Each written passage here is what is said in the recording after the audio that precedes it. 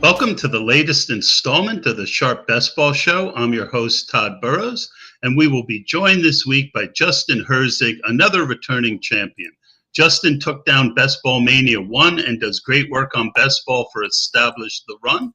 You can find his work there. Today, we will mainly be focusing on the weekly winners format on Underdog Fantasy. And speaking of Underdog Fantasy, this show is sponsored by Underdog Fantasy and the biggest football tournament of all time, Best Ball Mania 4, with $3 million up top in first place. Don't know what Best Ball is? It's simple. You just enter Best Ball Mania on Underdog's Slip mobile app, draft your team, and that's it. It's set it and forget it. As Underdog's great software will give your team the maximum points each week.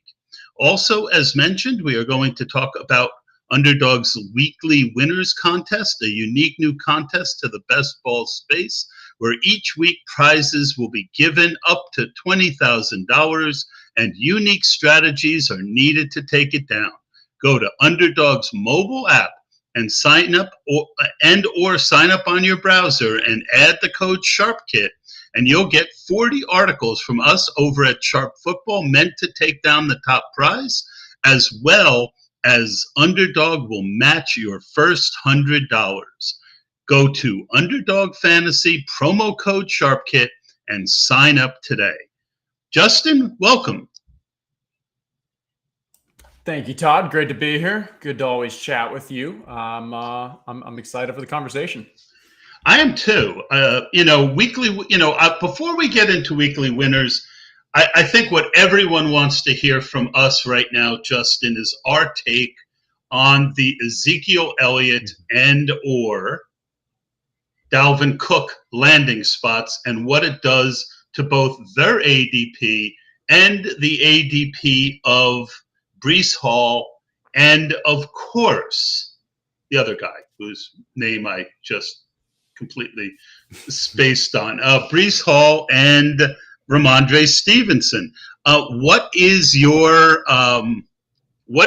Let's start with the Patriots and then go to the bigger issue, the Jets.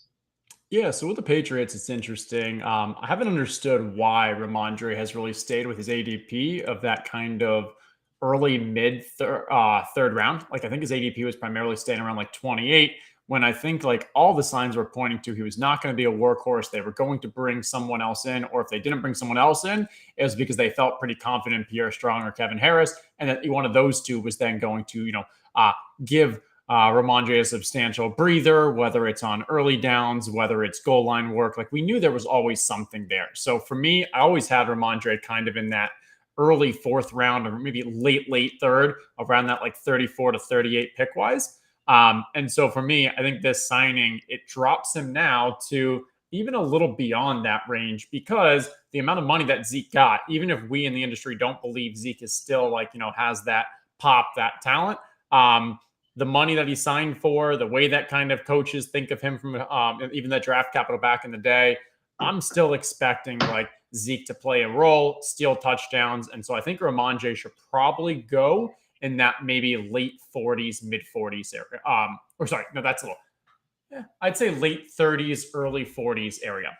Breece Hall, I've been pretty excited about. Early on in the draft season, I wasn't drafting that much of him when he was in that early third round area. But as he started dropping to kind of the early fourth, I've been buying a decent amount because I thought there was a chance Dalvin wasn't going to go there. Now that Dalvin has signed, I think he continues to drop, and he probably ends up in that kind of late 40s, because now you've got, I think Dalvin still has a little more left in the tank than Zeke. You've got the knee injury, the actual injury aspect of Breece as well. So I still think like Breece is going to fall past Rhamondre, but maybe it's like early 40s for Rhamondre, late 40s for Breece. I'd be happy to take them, I think, if they actually get to that place, but I think it's going to take a while because ADP changes slowly for them to actually get to where they belong. So I'll start with those and say I'm probably going to be fading them for a while. Yeah, so here's my thought. I didn't mind Rhamondre in the mid-third round, and even once in a while early, because there's just not a lot of guys that I think have great value in the third round. Whether it's T. Higgins, DK Metcalf. I mean, there are a lot of guys with a lot of questions in the third round for me personally. I feel like Zeke, I was building in the fact, last year Rhamondre was what, seventh highest scoring running back with Harris playing 11 games. I never expected him to have a workhorse role, but he's so active as a pass catcher. I feel like Zeke is actually a good match for his ADP because he's going to lose some goal line work, but he lost goal line work at times to Harris as well. They typically left whoever was out there on the field for the goal line. I don't know that that's exactly what we'll see with Zeke there. But I have no problem. If Rhamondre falls to the fourth round, he's the guy that I'll be taking pretty regularly. When it comes to Brees, I'm with you. I didn't have much in the third round. I was pretty underweight. But the last week or two, I've been adding him pretty regularly in the fourth round. I feel like he's the type of guy who, yes, there's questions. But again, I don't find anyone who's like super great there. And Brees has the kind of ability that can help you take down a tournament. Now, I think he's going to fall more because Dalvin, as you mentioned, is someone with a lot of juice left. I could see Brees. I mean, I got him in a best ball today in the sixth round on DraftKings. I started out with 5 wide receivers and took Brees in the sixth round. I was on one of my chats, and one of the smart guys in there said it should be the 7th or 8th round. So, I mean, I feel like you get leverage over all the people who took Brees in the third round. Those teams are going to have a hard time advancing, making, less people you have to compete with. And he still has that late season upside that I like. Your thoughts on that? And then also address Dalvin and when and where you would or wouldn't be willing to draft him. Yeah, for sure. And so on that Rhamondre one, with him finishing, as you mentioned, like 7th the year before, you also had Damian Harris out for pretty much half the season. I think there were only about 11 games. Yeah, well, 11 games, but 3 of those games he had like 5 or fewer touches because they got hurt in 2 of them. Yep. So like Rhamondre still like had a lot of that workhorse. If you look at the games, then like, hey, Damian Harris actually was healthy for the game and Rhamondre was there too. It's not nearly as appetizing as what we want as that kind of third rounder. The Brees, I 100% agree from a playoff standpoint. And like, if you haven't been taking Brees yet, now is definitely the time to potentially take him because during drafts right now, there is a range of outcomes and where he gets drafted. I think his ADP is going to be slow to move down, but on an individual draft basis, there will be ones where, hey, he falls to that 5th, 6th, or whatever it is. And then it's like 100% snatch him up because yes, you have this increased risk of the Dalvin aspect, but I still think that he is, as Pat Green would say, the legendary upside type player. He is likely going to be peaking around the playoff time. And he's the type of player that I've gotten excited about in the early 4th. I'll probably again get excited about if I can get him in that mid 5th area or whatever it is. But 100% agree from a GTO, from a strategy aspects, there's increased opportunity, there's increased value to drafting him when he's dropping. And for those who don't follow this as much as Justin and I do, GTO is game theory aspect. Yeah, there you go. And now to the Dalvin one, it kind of goes the opposite way because if we think his ADP is going to increase, which I believe it will, just because now you have more kind of confidence and just like where his role is, that he's going to have a job. I think the Jets isn't that the worst of a landing spot. I think Dolphins would have been better. I do think there were better landing spots, but this isn't the worst, especially considering how much he got paid. But while I expect his ADP to increase, I'm out on him because I think from a talent and age, it's not worth it. I think the upside is severely capped from an overall season-long aspect. And then again, if I'm now drafting him 2 rounds before he was going in the past, I'm missing out on value compared to those previous teams. I'm trying to see, if we look at from an ETR standpoint, we have him at 87 right now. So it's just a little above his underdog ADP, which I think is in the mid 90s. But again, I'm expecting him to move past that, and you're going to have to almost, buy at a higher price than what he's been recently. Yeah, and as I look, I love that. I agree with that. The one thing I'm going to add from a, Jets are going to jet kind of perspective, because this makes no sense, right? I made a tweet today about how we try and build our portfolios and we try and lean into what rational thought would lead us to. But we don't always get rational thought. So the other thing is that Brees was cleared today for work, and Dalvin is still not cleared with his shoulder, which is kind of one of those under the radar things, because I think people are thinking, well, Dalvin will come in and he'll have the early role, and if he plays well, he'll keep a lot of it. I mean, it's possible he comes in and is more ready to play than Brees, but I don't know that that's guaranteed, Justin. Yeah, I think with the Brees injury, because he's been with the team, they're very familiar with the situation. I believe they're going to have just more information to play, more desire to play it slow based off that information. And ideally, Dalvin should be ready at the beginning of the season, if not week 1, right after that. I think there's an expectation of that. There's no way that they would have signed him for this if there wasn't an expectation he'd be ready very close at the beginning of the season. That just seems shocking. Fair enough. Very fair. And so, yeah, I mean, I'm, again, out on Dalvin, in on Brees if he's falling to those kind of high 40s, low 50s. And I think that game theory aspect comes into play with these movement guys. Yeah, and I think we could probably put Zeke into a very similar mode as Dalvin, a guy that is going to move up and probably doesn't have the kind of upside we're looking for. So would you agree with that as well? Yeah, I think you need if Rhamondre got hurt, I could see him being a workhorse. That is the one benefit to this. That's true. For him. I think Strong is the better running back at this point. It's puzzling to me. I mean, there's a scenario for me, Justin, where they brought him in to just take about 100 to 125 carries in between the 20s and occasionally in the red zone. Just, so that opens up the receiving role for Rhamondre. I think the reports are saying that they'd like him for short yardage situations. So I think that needs to be included. And that's also, as you said, hey, where we've seen Damian before.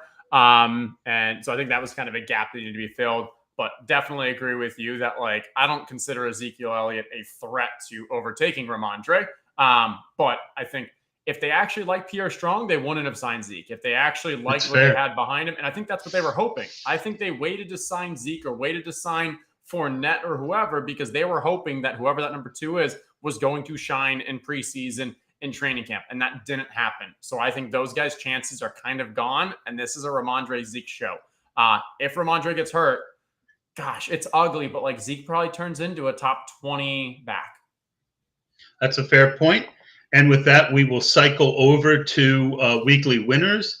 Justin, I felt I had an unbelievable edge the first couple weeks as no one seemed to be able to process just how different this contest is from tournament best ball.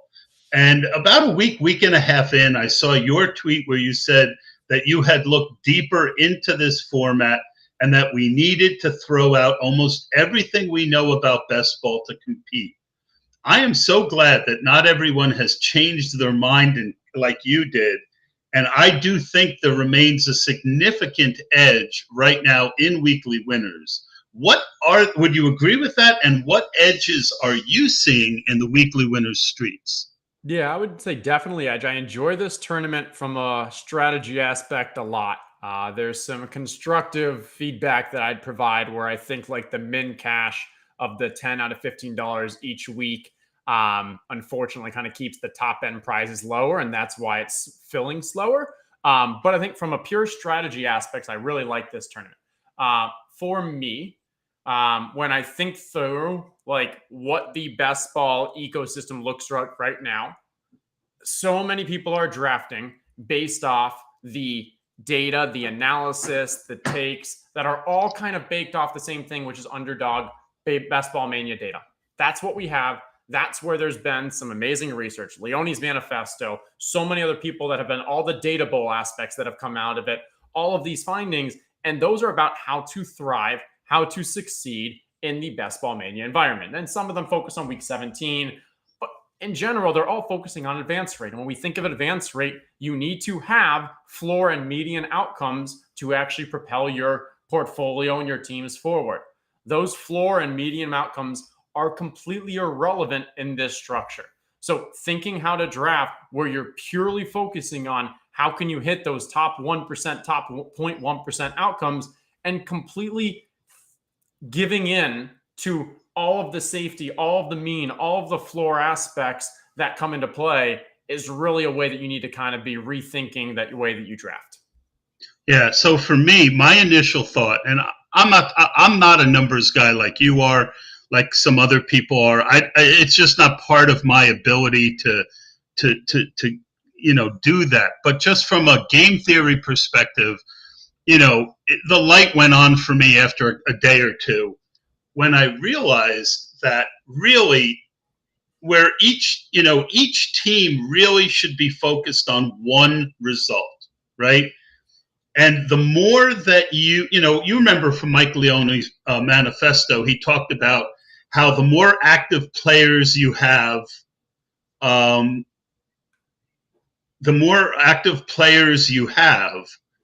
better your chances of advancing during the playoffs. So I take that into this context and say, every lineup I make, I'm hoping for at least 1 week where my main stack puts up a score that either you have to have or is close enough, right? And then the goal, therefore, is to give yourself as much odds elsewhere as you can to try and hit that major combo.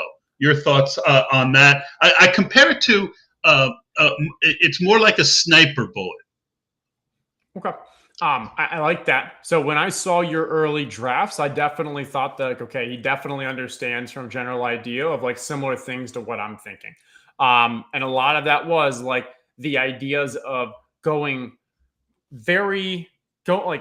taking advantage of upside areas and then saying, hey, I'm going to then use depth to get me maybe those upside later on. And I think what's important is to think through where you can get upside in drafts. And using balanced approaches to drafts can work very well from an advance rate, because when you're drafting, let's say Curtis Samuel in the 17th. I love Curtis Samuel in the 17th as a value play, but what are the chances based off who you've already drafted that he's going to actually show up in your top 3 wide receivers, top 4, including flex and such? And so thinking through how can I optimize appropriately for when your early picks go right, where should I be devoting the rest of my draft capital? Yeah. So the biggest eye opener for me, Justin, was the fact, if you're super spike week guy, let's say Cooper Kupp, you draft him in the first round, he gives you a 45-point week. In a week, in a normal tournament week, he might be 25% owned max, right? In this tournament, there's going to be 21,499 other teams with Cooper Kupp, of which only 7,300, I think it is, are going to make anything. So it really, to me, was that as a big of an eye opener for you as it was for me? So when I ask you, is that a lot of teams or not a lot of teams? I presume you're saying 21,000 is a lot of teams, right? Yeah. In other words, if you hit Cooper Kupp and he gets you the 45-point week, how are you going to separate, because we're trying to get the top 10 spot, right? If you do 100 of these and you get 1/10 place finish out of all your teams, you're profitable, right? But the goal is to try and get first place. Yeah. If you have Cooper Kupp, and in other words, all you've done is he gets you the 45-point week, it's like, okay, now what am I gonna do? But I mean, here's how I think of it is for DFS, you said Cooper Kupp might be 20 to 25% owned. If we're thinking of a similar contest size with 260,000 entries, that means that Cooper Kupp is actually on like 60,000 entries. Here, At most, each player is going to be 8% owned, 1 out of 12, 8.3, whatever it is. So when I think about like, hey, I have the opportunity to get some of these elite players and they're only going to be 8% owned, that's actually a better situation than most of your DFS contests. All right, I'm going to disagree, and I'll tell you why. There's 21,500 leagues.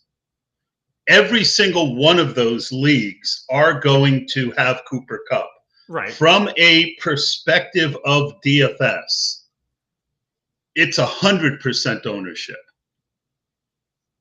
You're not fading one Cooper Kupp league.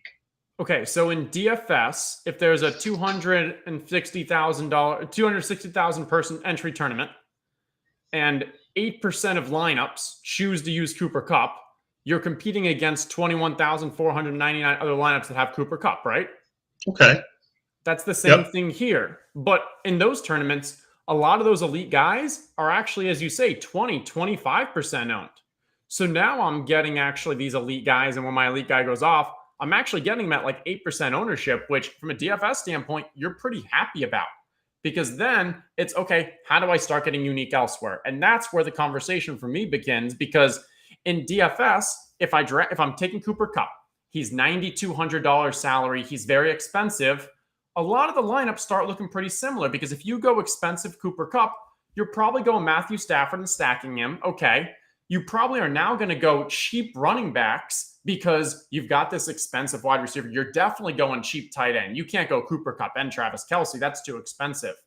And so from a DFS angle, we can start thinking about how can you go against the grain so you're a little different than most other Cooper Kupp teams. Maybe actually you do go Cooper Kupp and Travis Kelce, and now you're very unique. And now instead of 21,000, maybe only 50 teams actually started with Cooper Kupp and Travis Kelce. Now we think about it from a weekly winner standpoint. How can I find ways to get unique? Because if we use the Cooper Kupp example again, most likely teams that draft Cooper Kupp are going to end up with Saquon Barkley, Jalen Waddle, maybe Tony Pollard, maybe Garrett Wilson. Like, that's who often goes in that mid-second round. Mm-hmm. So maybe if you say, you know what, instead of after my Cooper Kupp, I'm going to do one of two things. One, if Devontae Adams falls to me, let me grab Devontae, because that's unique, because he doesn't normally fall that far. But if the tier that I'm looking at is actually widely available, let me actually go grab someone that's like T. Higgins or Devonta Smith, who's not pairing that much. And maybe you're like, you know what, other people got that person in the third round, fine. Then your next one, you're also grabbing an early third rounder, because now you've got three players that are very unique. Now, when we think about, okay, well, why don't we do this in underdog, or why don't we do this, in our normal best ball drafts? Well, because you're giving up too much value in advance rate. That's why we don't want to reach on players or kind of make these negative EV decisions on an individual pick basis, because we're giving up that advance rate that's so important just to get us to the playoffs. And when you get to week 17, you're only competing against 445 teams. So it's not that important for you to get this unique ownership of Cooper Kupp and whoever those other two players are.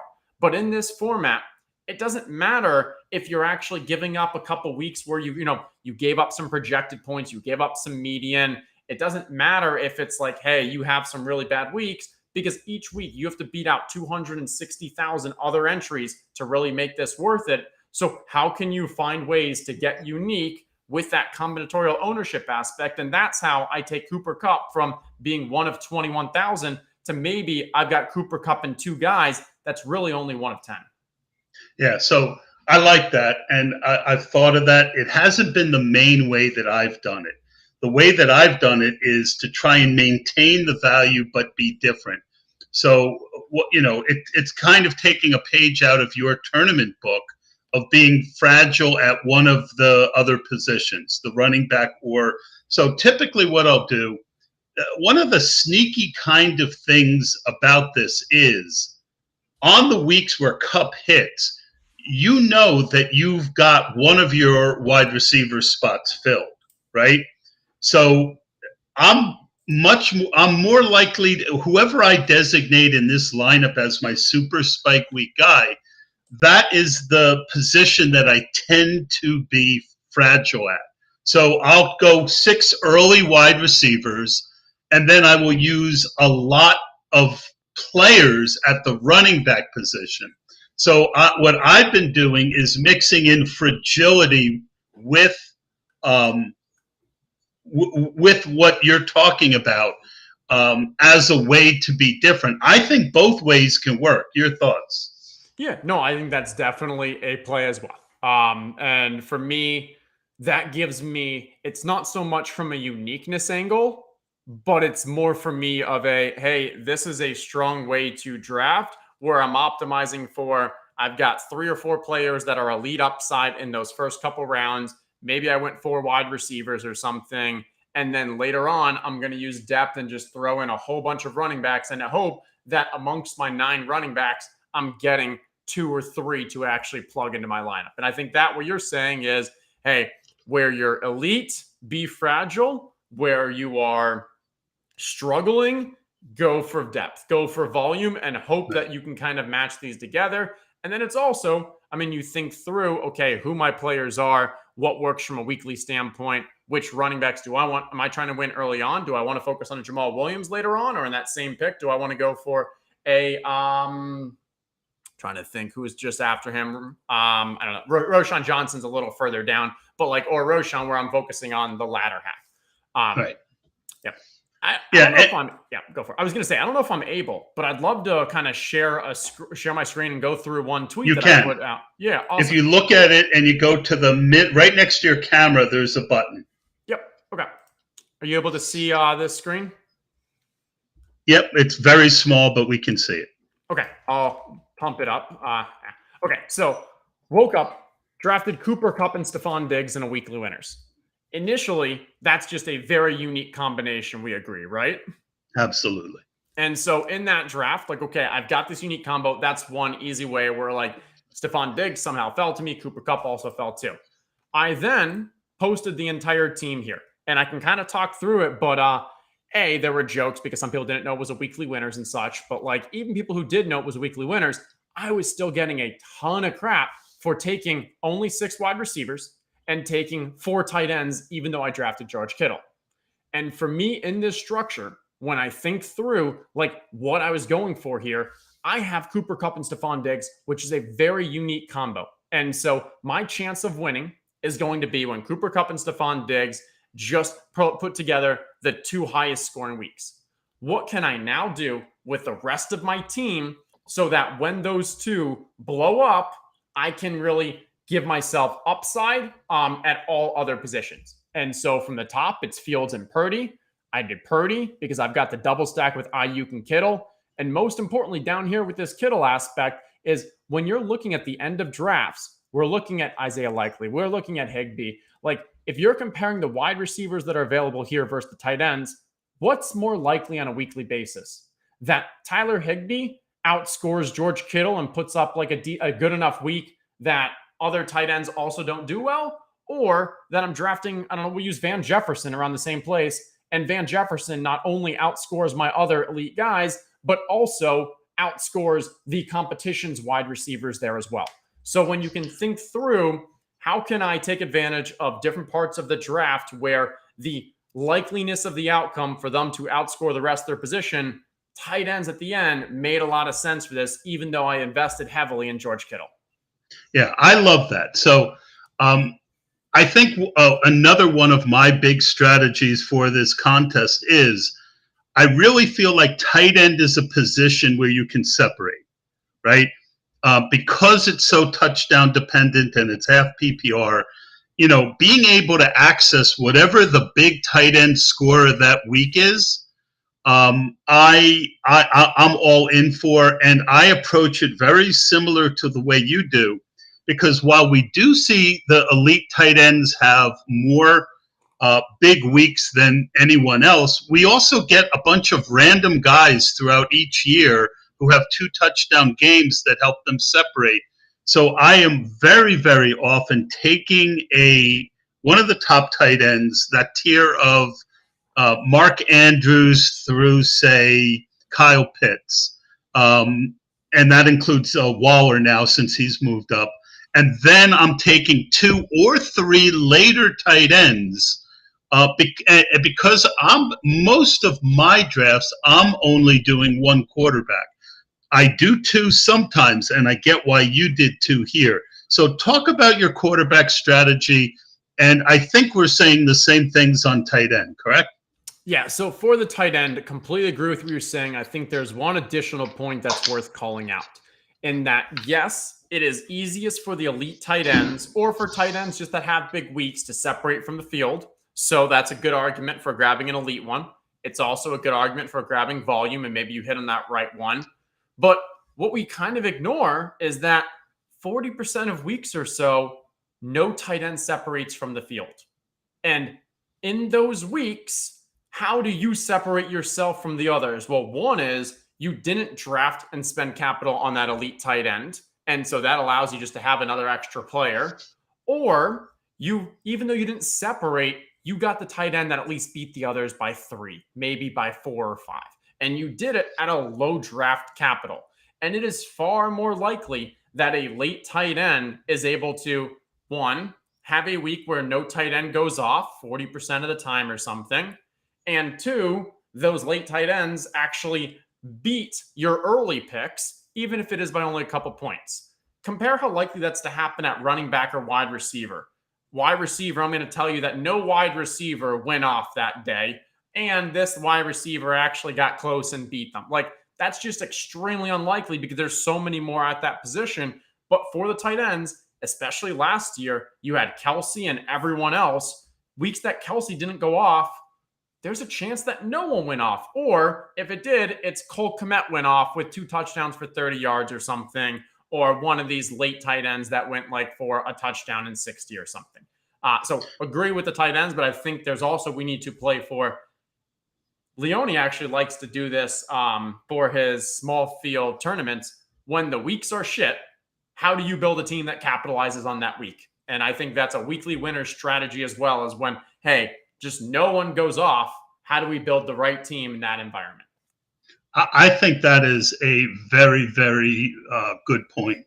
And it makes me want to not always feel like I need to take an elite tight end in every team. That being said, I mean, this year more than any year I can remember, I like the late tight ends. I think that the value, we don't want to just throw out value if we can get it. And I think the value late in draft often is tight end. And then when you look at what Hayden put out recently about the percentage of time people fill the flex, wide receiver is not nearly as big as what the field thinks it is as far as filling in the flex. To your point about the non-good weeks, where people, that's why I do a lot of Brock Purdy solo teams. I'll pick one of his weapons, and I'll mix drafts up. So one draft it might be Ayuk, another draft it'll be Debo, another draft it'll be Kittle, because the draft capital on him is so low. If you get that week where he goes off and he gets you 23 points, and no one among the elites get more than 25, now you're in a really good position because you didn't wait, I don't want to say waste, but you didn't use another position or another roster spot or 2 on quarterback. And I've done a couple where I'll take one of the Tennessee wide receivers. I even did one with Chig, with Tannehill, and then also have Purdy. So I probably do one quarterback 80% of the time in these. But when I take 2, it's when I look at the end and I've got someone on the team and a quarterback who is so cheap that, let's say I have a cup team with Stafford, or even a Fields team, not a Field, like a Watson team. If I've got Watson and Cooper, I will sometimes take that late quarterback if I've got a guy I think is a spike week guy late. Your thoughts on that? Yeah, I think that makes sense. I would push to think of late round in this structure to not just be end of draft or last like 15, 16, 17, 18, but even starting at 10, 11, 12. Because we're not caring about your depth across the entire season. We're caring about 1 week. And so when you think of the starters of that, you're thinking of the, non-QBs. We're talking about 2, 3 and a flex, that's 6, tight end 7. So the difference between if you're drafting your QB in that 10th, 11th, or the 17th, 18th, you may already have your starters for that week already drafted, especially if we're talking 11th or 12th, because then you've got 10 rounds. Did you get 7 starters in that 10?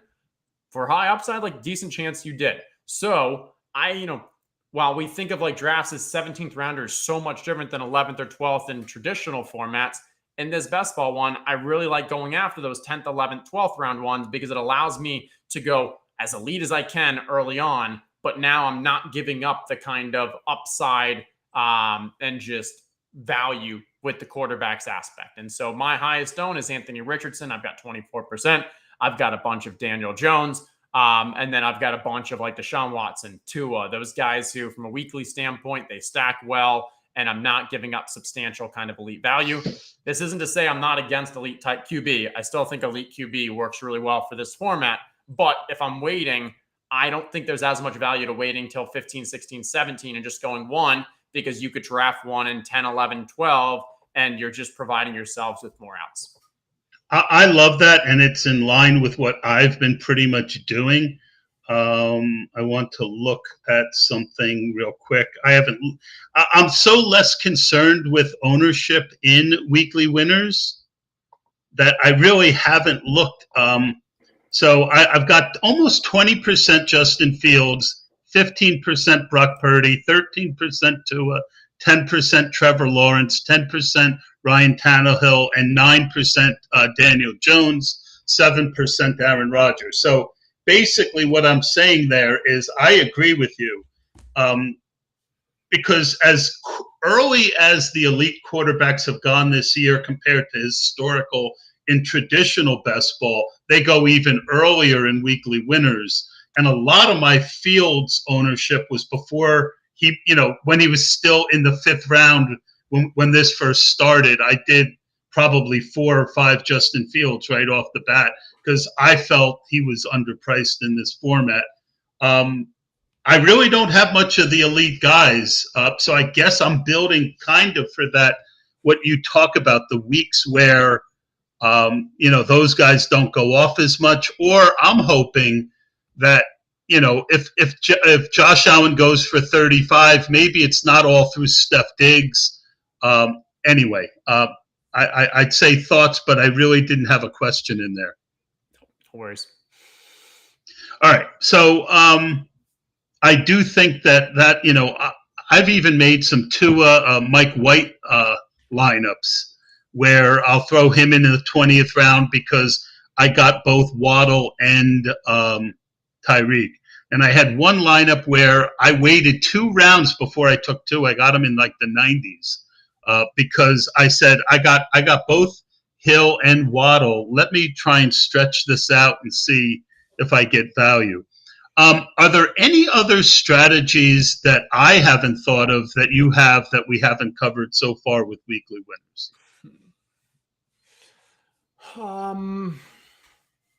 I think why it's such a great game is that people are still trying to, figure it out. And right now there's no data around it.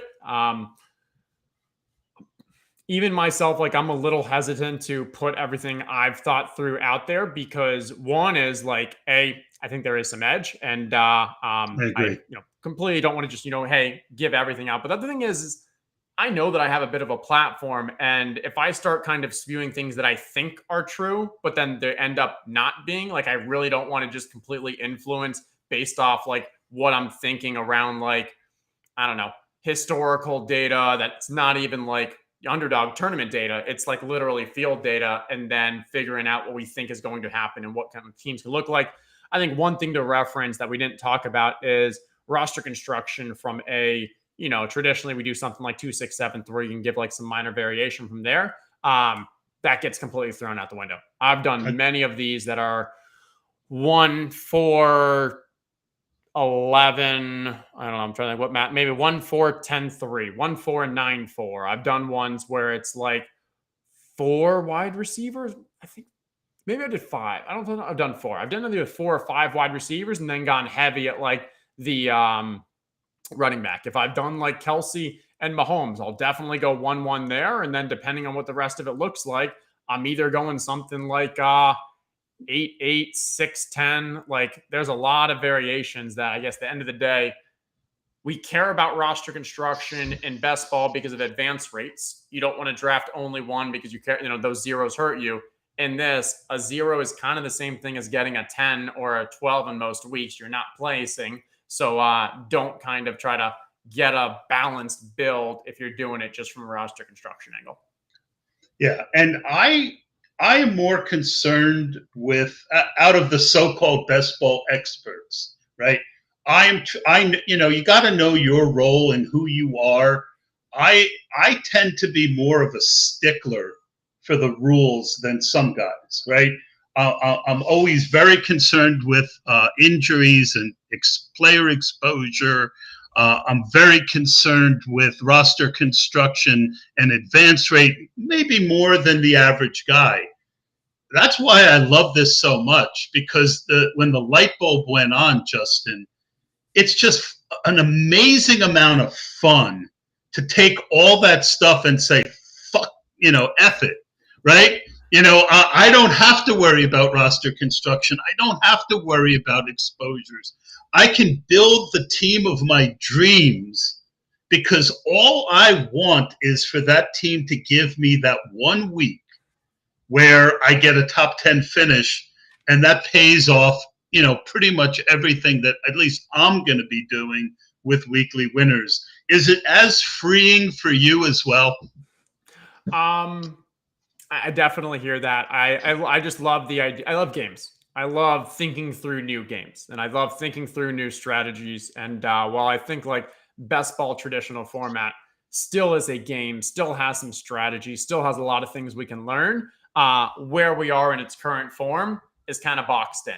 There's definitely some things you can do outside the norm to test, but like based off the data we have, based off the things we know, we're all kind of in the same world here. I think one of the great things about this is we can go all out. And like, I can tell you with confidence that some strategies are bad, but I cannot tell you with some confidence that some strategies are like really good. And that's kind of what I love about this is like, you can come up with something and start using it, really test it. Because I will say, unfortunately, we're going to learn a ton about this game next year. I presume that they're going to release this data. It's going to be a large enough from a team structure sample size. Yes, it's 1 year of data, but that doesn't really, we can adjust for that. But like from the way that people are drafting, we're going to learn a ton. It's not going to be solved next year, but we're going to see a lot of people doing the exact same thing. And I've kind of got some guesses around what that is. And I think it's going to be, without giving away too much, but like I believe next year we're going to see people going wide receiver very, very heavy early on.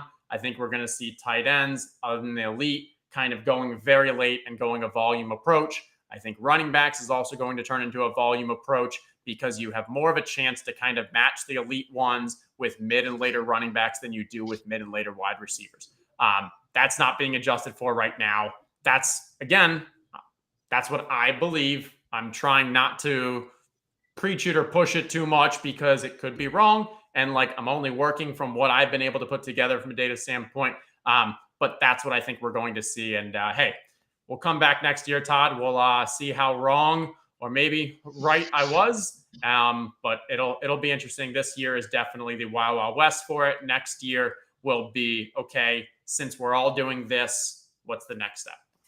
And that was going to be my next point. But before I get to my next point, I want to reference a tweet that I made pretty early on after the light bulb went off. I made a tweet that basically said, now is the time to play weekly winners heavy, that it's going to be a lot more of a solved game next year. I would say one of the things that's really going to change, you mentioned a bunch of them, and I agree with everything you said.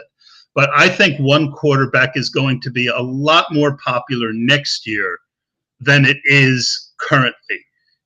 when I go through these drafts, when we get to the end of the drafts, pretty much every quarterback is drafted in most of my weekly winners that are drafted in a normal tournament team.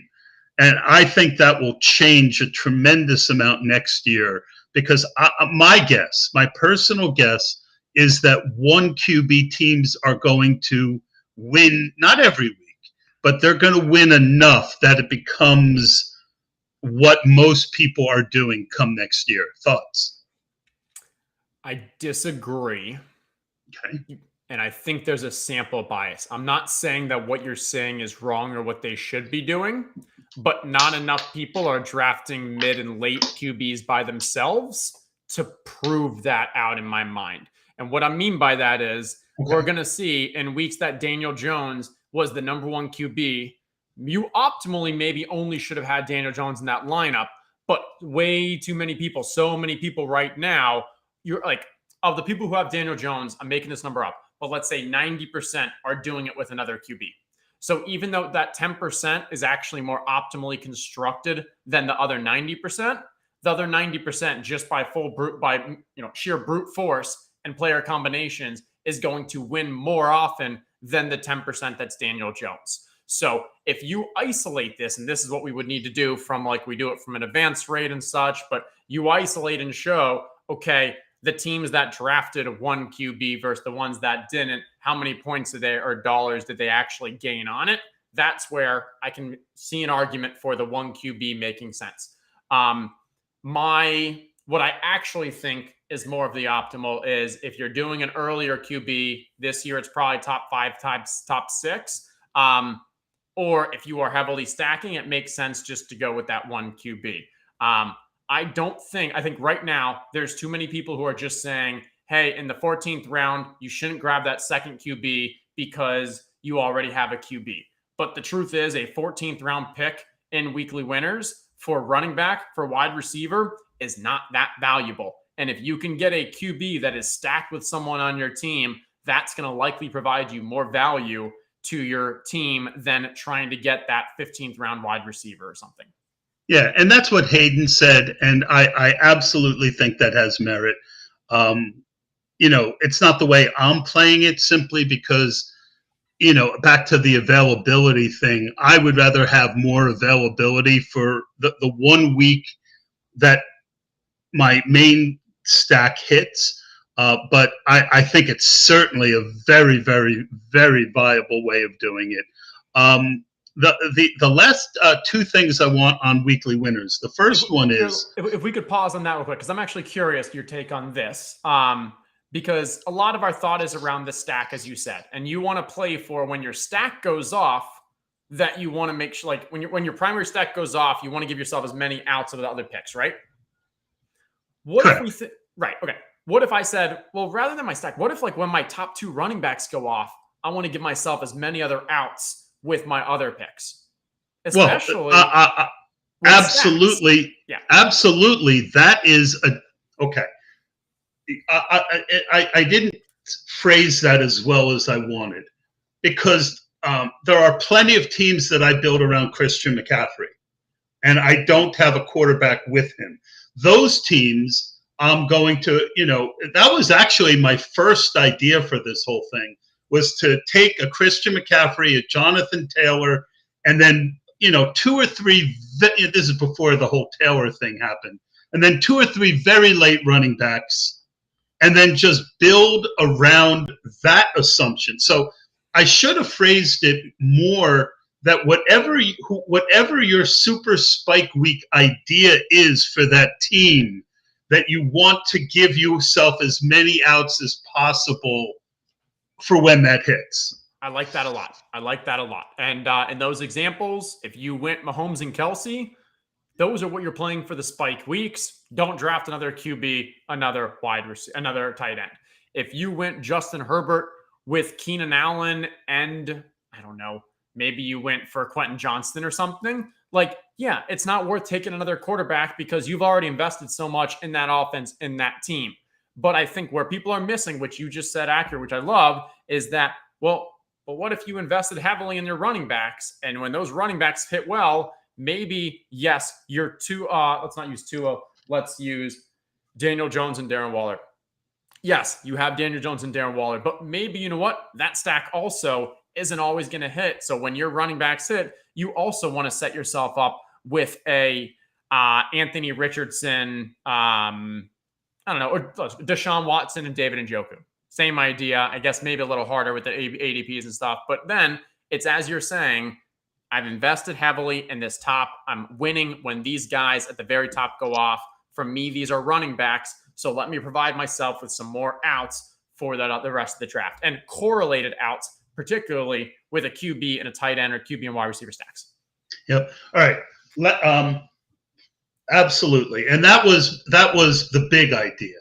The other thing that I'm doing far less, and you did it in the lineup you showed, so I want to point to it and ask to it because I might be wrong. I am doing far less of the Ayuk and Kittle on the same lineups. I'll do it, but typically not with that much early draft capital, right? I'll throw it if I'm doing a Fields team and I have DJ Moore, would I consider Chase Claypool at the end? Absolutely. But I'm again, because of the sniper bullet thought, I'm not saying it can't happen. We saw a week last, and I draft plenty of Tyreek and Waddle together because we saw that week last year where they both went off. So it's not a yes or no, but in general, I'm much less likely to add a second stack on a team with early draft capital. Your thoughts on that? I think that's right. I do not want to be drafting Chase and hit. I think it depends on who the players are, because as you said, Tyreek and Waddle, yes, they can both go off. And it's really because they're unique in that they're both speed demons and extremely efficient. But Keenan Allen and Mike Williams, I don't want to have both those on the same team with Justin Herbert, because Keenan Allen, he wins with a high volume aspect. And especially I don't want to have Keenan Allen and Austin Eckler. Those two guys are high volume. To be honest, Jamar Chase and T. Higgins, it is, I don't think we've seen a game that they both have gone off, and we're looking for absolute elite outcomes. So I'm going to agree with you. The earlier the draft capital, I don't want to have as many mouths from the same team. I think Ayuk and Kittle, I think I'm okay with it. It's right at that edge. It's close. It's close, right? But the reason it's close is because you're drafting Brock Purdy in the 15th, 16th round. And so, I don't feel like you need, I feel it's different than if you're drafting Justin Herbert in the 5th with two other options early.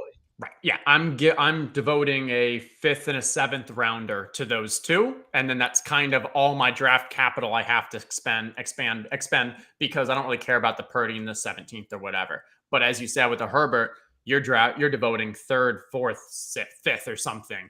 That's a ton to, when their outcomes kind of, yes, those wide receivers are correlated together, but their 1% outcomes are not correlated. And that's where you want to look at the teams and such to figure that out.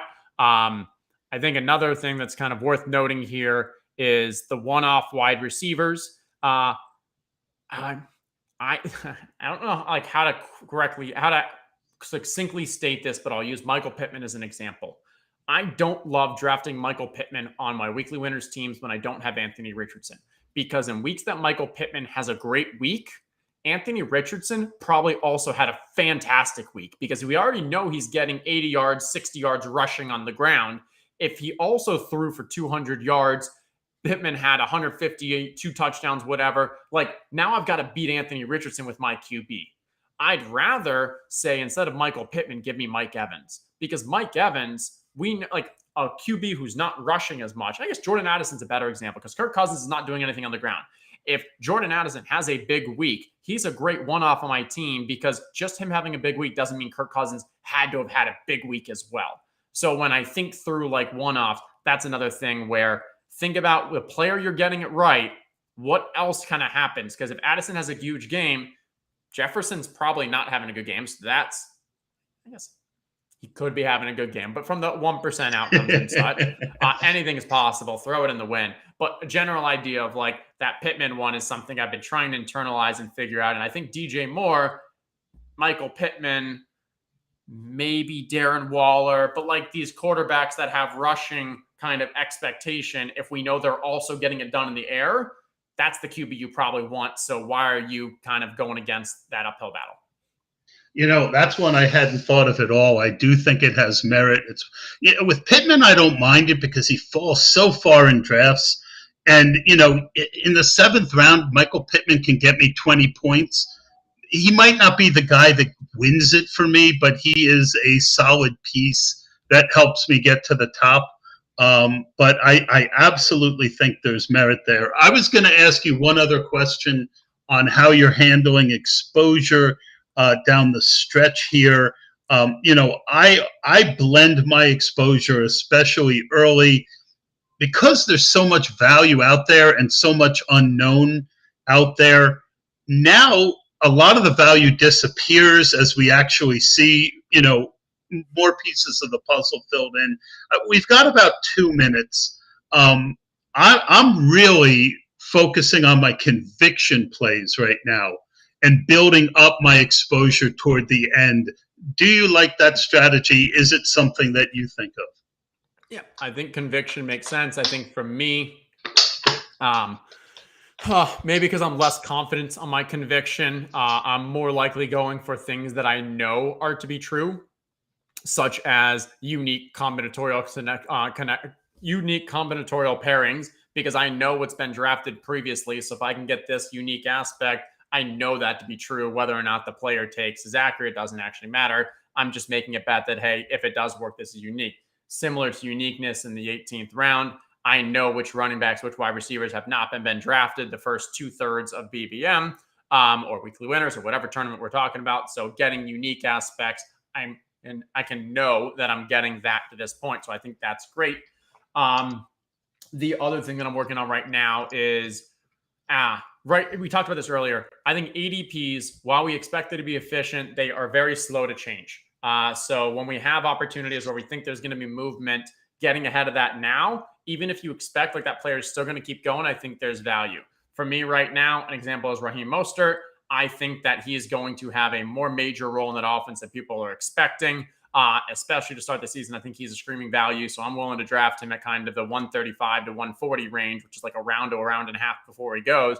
Even though like I know I'm giving up value on him, I think like where he's been drafted before, I still think he's a great fit. And so there's some guys that's what I'm really looking at right now to kind of round off my exposure. Yeah, I think that is a tremendous point. I was trying to think of someone late who I'm doing that with. One of them happens to be both Mostert and Jeff Wilson, who I think are, Mostert I think is more likely to be the guy, but it could be Wilson through injury or whatever. Justin, I think this was a tremendous episode. I really appreciate every time you come on. And good luck with your teams and with the work you do over at Establish the Run. And we will see you next week on the Sharp Best Ball Show.